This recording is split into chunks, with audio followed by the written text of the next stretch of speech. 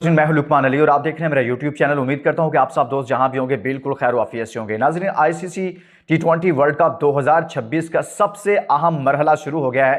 पाकिस्तान का पहला मैच है न्यूजीलैंड के खिलाफ सुपर 8 का, और इस पहले मैच को लेकर पाकिस्तान की हतमी तौर पर फाइनल प्लेइंग 11 जो है, जो जराए से हमारे पास पहुंची है, वो मैं आप तक पहुंचाऊंगा।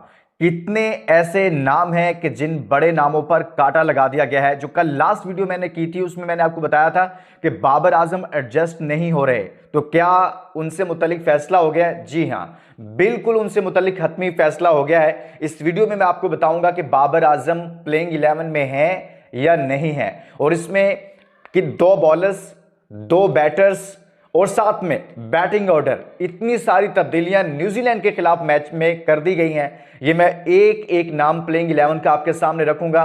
क्या बाबर हैं? क्या फखर जमान शामिल हुए हैं, नहीं हुए? क्या फहीम मौजूद हैं? नसीम शाह हैं? इनको वापस लाया गया है नसीम शाह को? ये पूरी स्टोरी है, पूरी खबर है जो मैं आप तक पहुंचाऊंगा और आपने मिस नहीं करना। कल जब मैंने आप सब लोगों से कहा कि बाबर और फखर में से कौन होना चाहिए आपकी राय में, जो मैक्सिमम वोट आया वो फखर जमान के साथ आया। और आज मैं आपके सामने ये रखना चाहता हूं कि आपके ख्याल में साइम अयूब की जगह पर क्या किसी और को ओपनिंग करवानी चाहिए या साइम अयूब को ही होना चाहिए? तो आपने इस पर वोट करना है, साइम अयूब या फिर कोई और जो आप समझते हैं। आप सब ने कमेंट्स में पार्टिसिपेट करना है और इस वीडियो को शेयर कर दीजिएगा। और ये वीडियो आज की बहुत अहम है। मैं इसमें न्यूजीलैंड की स्ट्रेंथ भी आपके सामने रखूंगा। जहां पाकिस्तान की प्लेइंग 11 हतमी तौर पर आपके सामने रखूंगा, वहां पर न्यूजीलैंड की स्ट्रेंथ आपके सामने रखूंगा, उसके वीक पॉइंट्स आपके सामने रखूंगा। और जब पूरी वीडियो आप देखेंगे तो आपको मजा आएगा और आपको पता चलेगा कि पाकिस्तान कहां खड़ा है और न्यूजीलैंड टीम कहां पर स्टैंड कर रही है और पाकिस्तान इस मैच को कैसे जीत सकता है। यह बहुत इंफॉर्मेटिव वीलॉग है आज का, आपने इसको आखिर तक देखना है। नए दोस्तों को वेलकम कहते हैं, यह आपका चैनल है, इस चैनल को सब्सक्राइब कीजिएगा। यहां आपको बहुत सारी इनसाइड स्टोरीज मिलेंगी, सो आपने चैनल सब्सक्राइब करना है। जहां जहां से आप देखते हैं आपका दिल से शुक्रिया। अपने शहरों के नाम लिखा करें, पाकिस्तान के तमाम शहरों से, भारत से, कश्मीर की वादियों से, हमारे परदेसी भाई पाकिस्तान से बाहर, यूरोप में, यूके, यूएस से, सऊदी अरब में, जहां जहां से देखते हैं आपका शुक्रिया। अब देखिए दोस्तों, सबसे पहले मैं आपको बता देता हूं 3 चीजों पर हम बात करेंगे। पाकिस्तान की प्लेइंग 11 आपके सामने रखूंगा, चेंजेस आपके सामने रखूंगा और उसकी जो वजूहात हैं वो आपके सामने रखूंगा, और साथ में फिर न्यूजीलैंड पर बात करेंगे कि उसकी स्ट्रेंथ क्या है। ये वाला सेगमेंट जो है ना न्यूजीलैंड वाला, ये आपने मिस नहीं करना, ये बहुत इंफॉर्मेटिव है, इसको आप मिस ना कीजिएगा।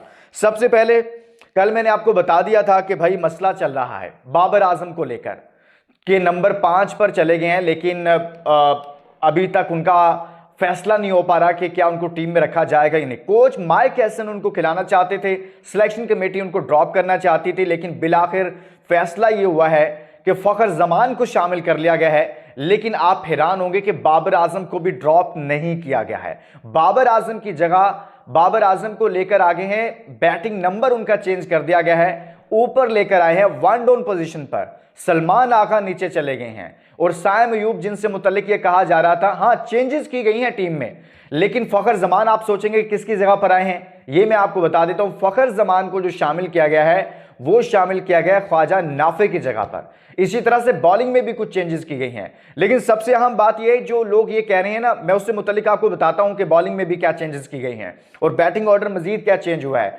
लेकिन एक चीज जो मैं आपके सामने रखना चाहता हूं, ये बहुत इंपॉर्टेंट है। कुछ लोग ये डिबेट चल रही है कि जी बाबर आजम को ऊपर के नंबर पर लेकर आए, जैसा कि अब कर दिया गया है कि उनसे ओपनिंग करवाएं। भाई सबसे पहले ये सोचें कि बाबर आजम नीचे गए क्यों? अपनी गलत परफॉर्मेंस की वजह से वो नीचे गए, 1 डाउन पोजीशन पर उनको लेकर गए, फिर 1 डाउन से फिर और नीचे चले गए। पहला सवाल तो ये कि वो नीचे लाए उनको इसलिए गया है कि ऊपर वो परफॉर्म नहीं कर रहे थे, उनकी परफॉर्मेंसेस पाकिस्तान के लिए कारआमद साबित नहीं हो रही थी, तो वो नीचे आए। अब नीचे वो एडजस्ट नहीं हो पा रहे थे, और ड्रॉप उनको इसलिए नहीं किया जा रहा था कि चूंकि वो बड़े नाम है और पाकिस्तान अभी भी, पाकिस्तान क्रिकेट माइक हैसन ये चाहते हैं कि जी उनको रखा जाए, उनको शामिल टीम का हिस्सा बनाया जाए। लेकिन अब उनको वन डाउन पोजीशन दे दी गई है। ख्वाजा नाफे का कसूर क्या है कि उनको ड्रॉप कर दिया गया है, उनकी जगह पर फखर जमान को शामिल कर लिया गया है। हालांकि बाबर आजम की जगह पर फखर जमान को शामिल करना चाहिए था। पहले जब हम कहते थे बाबर को ड्रॉप करें तो हमें कहा जाता था रिप्लेसमेंट नहीं है, बेंच पर कोई प्लेयर मौजूद नहीं है। अब तो फखर जमान मौजूद थे, बेंच भी मौजूद था, तो आपको फखर जमान को शामिल करना चाहिए था, बाबर को ड्रॉप करना चाहिए था, आपको रिस्क नहीं लेना चाहिए था, आपको अपनी वर्ल्ड कप की कैंपेन को खराब नहीं करना चाहिए था। और आप अपने वर्ल्ड कप की कैंपेन को इस तरह से करके खराब कर रहे हैं। लेकिन बाहर का वर्ल्ड कप में बाबर आजम को न्यूजीलैंड के खिलाफ रखा गया है, फखर जमान को ख्वाजा नाफे की जगह पर लेकर आए हैं। ओपनर्स वही हैं, लेकिन बैटिंग ऑर्डर चेंज है। बाबर वन डाउन है, सलमान आगा नीचे है, फिर फखर हैं, फिर उसके बाद उस्मान शादाब हैं, और फिर अब मैं बॉलिंग से मुतल्लिक आपको बता दूं, ये भी सुन लीजिएगा। फहीम अशरफ को ड्रॉप कर दिया गया है, उनकी जगह पर शामिल किया गया है नसीम शाह को। दो फास्ट बॉलर पाकिस्तान स्पेशलिस्ट के साथ जा रहा है, सलमान मिर्जा नसीम शाह के साथ। ये बड़ी खबर मैं आपको दे रहा हूं कि नसीम शाह को फहीम अशरफ की जगह पर शामिल किया जा रहा है, और पाकिस्तान ने यह फैसला किया है कि वो दो फास्ट बॉलर्स रखेगा, और जो हमारे बाकी हैं उसमें नवाज भी प्लेइंग 11 का हिस्सा है, शादाब भी हैं, सलमान मिर्जा हैं, और उस्मान तारिक। जो स्पिनर हैं वो साइम है, शादाब है, नवाज है और उस्मान तारिक। ये आपके पास स्पिनर्स हैं, और खुद आगा भी स्पिन बॉलिंग करते हैं। तो लिहाजा फहीम को ड्रॉप करके नसीम को लाया गया। नसीम भी साथ में उतनी बैटिंग कर ही लेते हैं थोड़ी बहुत जितनी राना साहब करते हैं, लेकिन राना साहब ने एक मैच हमें जरूर जितवाया हुआ है। अब बैटिंग ऑर्डर भी चेंज हो गया है, और बाबर आजम भी बच गए हैं, फखर जमान भी आ गए हैं, लेकिन ख्वाजा नाफे जिनको एक ही मैच दिया गया है और एक ही मैच के बाद उनको ड्रॉप कर दिया गया है, मेरे ख्याल में ये गलत हुआ है। बेहतर होता, जैसे मैंने एक्सप्लेन करके रख दिया आपके सामने कि यार बाबर को ड्रॉप कर देते तो बेहतर होता। उनके फैंस शायद मुझसे भी नाराज हों, लेकिन आपको मैंने बताया कि वो कहीं पर एडजस्ट नहीं हो रहे।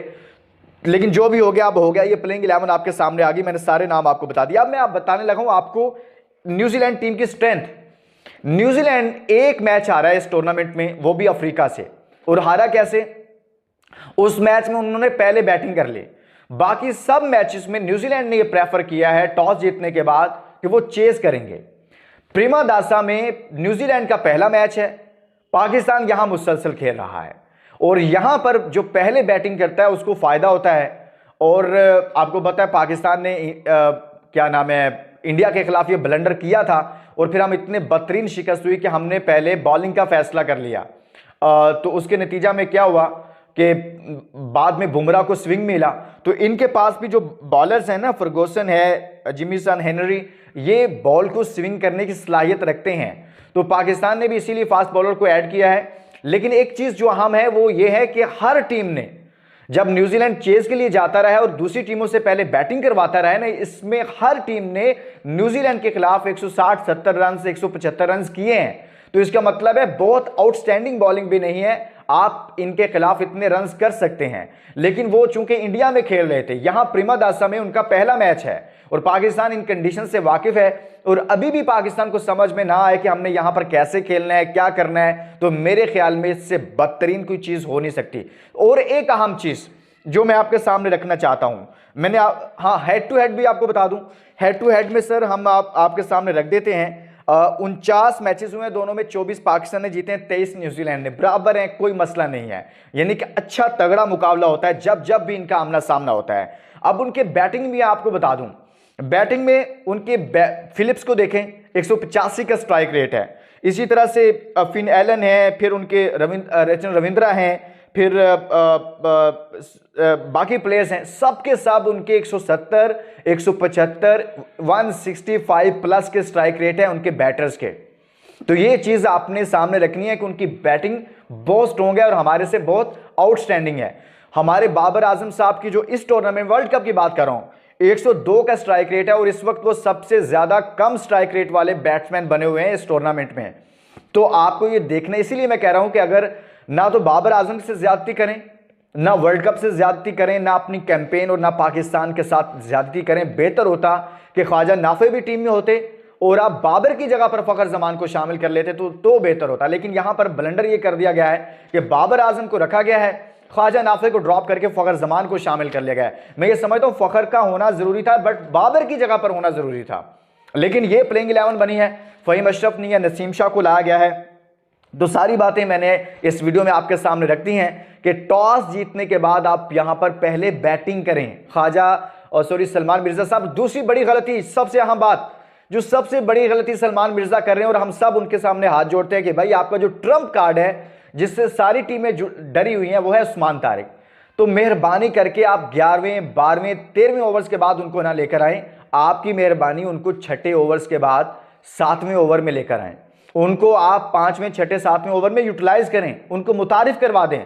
वहां पर अगर वो आपको विकेटें निकाल कर दे देते हैं, किसी भी टीम का टॉप ऑर्डर उड़ा देते हैं, किसी भी टीम का मिडिल ऑर्डर वो फारिग कर देते हैं, आपको 2-3 विकेटें उस वक्त निकाल कर दे देते हैं जब मैच अभी 6ठे 7वें 8वें ओवर में चल रहा होगा, तो वहां पर अगर उस्मान तारिक 2 से 3 विकेटें ले जाएगा तो मेरे ख्याल में जो बाद वाले बॉलर्स, आपके कमजोर बॉलर्स भी होंगे, वो भी अच्छा परफॉर्म कर जाएंगे। आप उनका टॉप ऑर्डर उड़ा चुके होंगे, अगली टीम प्रेशर में आ चुकी होगी, तो उस्मान तारिक की यूटिलाइजेशन जो है वो बड़ा इन्हिसार करती है। तो भाई आपको उनको ऊपर उनके ओवर्स करवाने हैं, तो आपने उनको बचा के नहीं रखना। मेहरबानी करें आप उस सलमान मिर्जा साहब। ये बात रमीज राजा कर रहे हैं, ये बात वसीम अकरम कर रहे हैं, ये बात क्रिकेट एक्सपर्ट्स भी कर रहे हैं, और हम भी अपने प्लेटफॉर्म से यही बात बार बार रो रहे हैं कि मिर्जा साहब उस्मान तारिक से आप शुरू के ओवर्स करवाएं, आगाज करवाएं मिर्जा से, नसीम से, और साथ में उस्मान तारिक को यूटिलाइज करना शुरू कर दे ताकि आपको विकेट निकाल कर दे दे।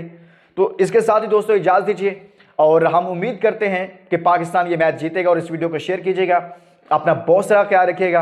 अल्लाह हाफिज।